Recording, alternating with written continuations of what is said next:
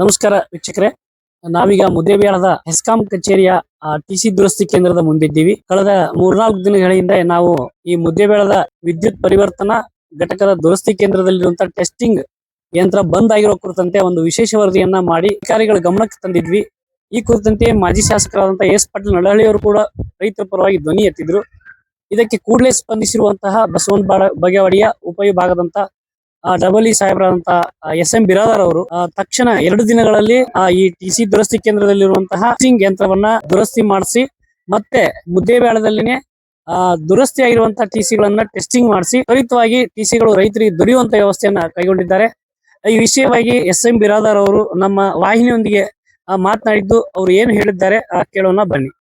ವಿಭಾಗದ ವ್ಯಾಪ್ತಿಯಲ್ಲಿ ಬರ್ತಕ್ಕಂಥ ಮುದ್ದೇಬಿಹಾಳ ತಾಳಿಕೋಟಿ 2 ತಾಲೂಕಿಗೆ ಸಂಬಂಧಪಟ್ಟಂತ ಒಂದು ಪರಿವರ್ತಕ ದುರಸ್ತಿ ಕೇಂದ್ರ ನಾವು ಈ ಹಿಂದೆ 1 ವರ್ಷದ ಹಿಂದೆ ಪ್ರಾರಂಭಿಸಿ ಅದು ಉದ್ಘಾಟನೆ ಮಾಡಿ ಯಶಸ್ವಿಯಾಗಿ ತನ್ನ ಕಾರ್ಯ ಚಟುವಟಿಕೆಗಳನ್ನು ಅದು ಪ್ರಾರಂಭಿಸಿತ್ತು.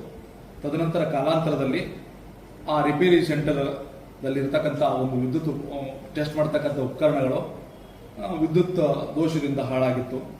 ಅದು ಅವೈಲಬಿಲಿಟಿ ಇಲ್ಲದ ಕಾರಣಕ್ಕಾಗಿ ನಾವು ಮತ್ತೆ ಟೆಸ್ಟಿಂಗ್ ಎಲ್ಲ ರಿಪೇರಿ ಎಲ್ಲ ಮುದ್ದೇಬಿಹಾಳದಲ್ಲೇ ಮಾಡಿ ಟೆಸ್ಟಿಂಗ್ ಎಲ್ಲ ಬಸವನ ಬಾಗೇವಾಡಿಯಲ್ಲಿ ತಂದು ರೈತರಿಗೆ ನಾವು ನಿಗದಿತ ಅವಧಿಯಲ್ಲಿ ವಿದ್ಯುತ್ತನ್ನು ದುರಸ್ತಿಯಾದ ಪರಿವರ್ತಕಗಳು ನೀಡಿರುತ್ತೇವೆ.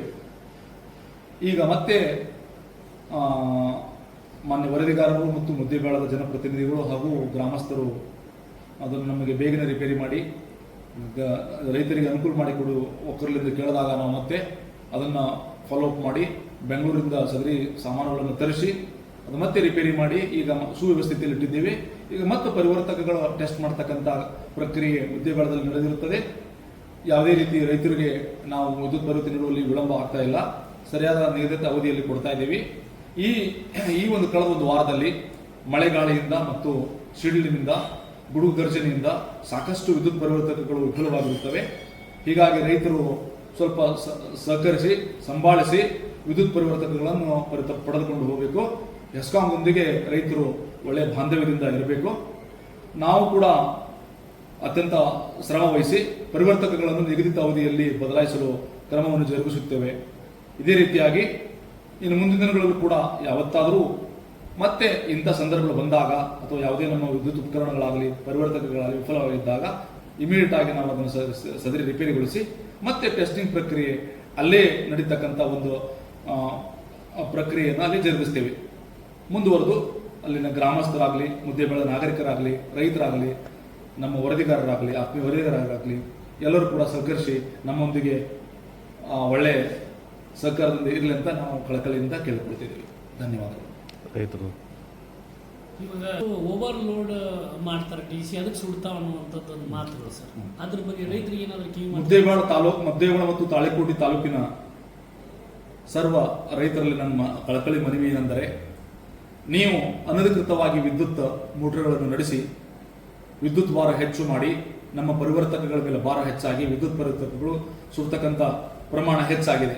ಆದ್ದರಿಂದ ತಾವು ರೈತರು ಸಹಕರಿಸಿ ಅನಧಿಕೃತಕ್ಕಂಥ ಎಲ್ಲ ಪಂಪ್ಸೆಟ್ಗಳಿಗೆ ಡಿಪಾಸಿಟ್ ಕಟ್ಟಿ ಅದನ್ನು ಸಕ್ರಮ ಮಾಡಿಕೊಂಡು ಮತ್ತು 50 ರೂಪಾಯಿಯಿಂದ 6 ನಂಬರ್ ಪಡೆದು ಡಿಪಾಸಿಟ್ ಕಟ್ಟದಿರ್ತಕ್ಕಂಥ ರೈತರು ಕೂಡ ಡಿಪಾಸಿಟ್ ಕಟ್ಟಿ ಹೆಸ್ಕಾಂ ಮುಂದೆ ಸಹಕರಿಸಿ ಹೊಸ ಪರಿವರ್ತಕಗಳನ್ನು ನಾವು ನಿಮಗೆ ಮಾಡಿಕೊಡಲು ಅವಕಾಶ ಮಾಡಿಕೊಟ್ಟು ನೀವು ಕೂಡ ಯಾವುದೇ ರೀತಿ ಅನಧಿಕೃತವಾಗಿ ಯಾವುದೇ ಪಂಪ್ಸೆಟ್ ನಡೆಸದೆ ಎಲ್ಲರೂ ಕೂಡ ಸಕ್ರಮವಾಗಿರ್ತಕ್ಕಂಥ ಪಂಪ್ಸೆಟ್ ನಡೆಸಿ ಹೆಸ್ಕಾಂ ಇಲಾಖೆಯೊಂದಿಗೆ ಸಹಕಾರ ಮಾಡಬೇಕೆಂದು ನಾನು ತಮ್ಮಲ್ಲಿ ವಿನಂತಿಯಿಂದ ಕೇಳಿಕೊಳ್ಳುತ್ತಿದ್ದೇವೆ.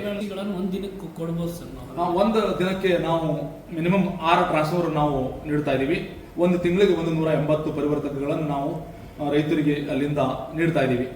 ಇದೇ ರೀತಿಯೇ ನಮ್ಮ ಅವಾರ್ಡ್ ಆಗಿದ್ದು, ಅವಾರ್ಡ್ ಪ್ರಕಾರ ಆನಂದ್ ಎಲೆಕ್ಟ್ರಿಕಲ್ಸ್ ಅವರಿಗೆ ಅವಾರ್ಡ್ ಆಗಿದೆ. ಮುದ್ದೇಬಿಹಾಳ ರಿಪೇರಿ ಸೆಂಟರ್ ಅವರು ರಿಪೇರಿ ಮಾಡಿ ಕೊಡ್ತಾ ಇದ್ದಾರೆ. ಗ್ಯಾರಂಟಿ ಪೀರಿಯಡ್ ಟಿ ಸುಟ್ಟರು ಕೂಡ ನಾವು 1 ವರ್ಷ ಒಳಗಾಗಿ ಒಂದು ಪರಿವರ್ತಕ ವಿಫಲವಾದಾಗ ಮತ್ತು ಫ್ರೀ ಆಫ್ ಕಾಸ್ಟ್ ಅದನ್ನು ರಿಪೇರಿ ಮಾಡಿ ನಾವು ಗ್ರಾಹಕರಿಗೆ ರೈತರಿಗೆ ನೀಡ್ತಾ ಇದ್ದೀವಿ. ಸರ್, ಇನ್ನೊಂದು ಸಾರ್ವತ್ರಿಕವಾದಂಥದ್ದು ಒಂದು ಮಾತೇನಂದ್ರೆ, ಈಗ ಮಾಪಕ ಓದುಗರು ಬರ್ತಾರಲ್ಲ ಅವರು ಎಸ್ಕಾಂ ಡ್ರೆಸ್ನಲ್ಲಿ ಇರುವುದಿಲ್ಲ, ಸಮವಸ್ತ್ರದಲ್ಲಿ ಇರುವುದಿಲ್ಲ. ಸರಿ, ನಾನು ಬೇರೆ ತಮ್ಮ ದೂರನ್ನು ಆಲಿಸಿ ನಾನು ಸ್ಟ್ರಿಕ್ಟ್ ಆಗಿ ಆಕ್ಷನ್ ತಗೊಂಡು ಇನ್ನು ಮೇಲೆ ನಮ್ಮ ಎಲ್ಲಾ ಸಿಬ್ಬಂದಿಗಳು ಲೈನ್ಮನ್ಸ್ ಆಗಿರ್ಬೋದು, ಮೆಟೀರಿಯಲ್ಸ್ ಆಗಿರ್ಬೋದು, ಎಲ್ಲಾ ಸಿಬ್ಬಂದಿಗಳಿಗೆ ನಾನು ಸಮವಸ್ತ್ರದಲ್ಲಿ ಇರುವಂತೆ ಎಚ್ಚರಿಕೆ ಕೊಟ್ಟು ನಾಳೆಯಿಂದ ಅವರು ಸಮವಸ್ತ್ರ ಧರಿಸಿ ಬರುವಂತ ಒಂದು ಕ್ರಮವನ್ನು ಜರುಗಿಸ್ತೀನಿ ಸರ್. ಇನ್ನಷ್ಟು ಸುದ್ದಿಗಾಗಿ ನೋಡ್ತಾ ಇರಿ ಜನರ ಕೂಗು ಯೂಟ್ಯೂಬ್ ಚಾನಲ್. ಇದು ನಿಮ್ಮದೇ ಧ್ವನಿ. ಸಬ್ಸ್ಕ್ರೈಬ್ ಮಾಡಲು ಮರೆಯಬೇಡಿ.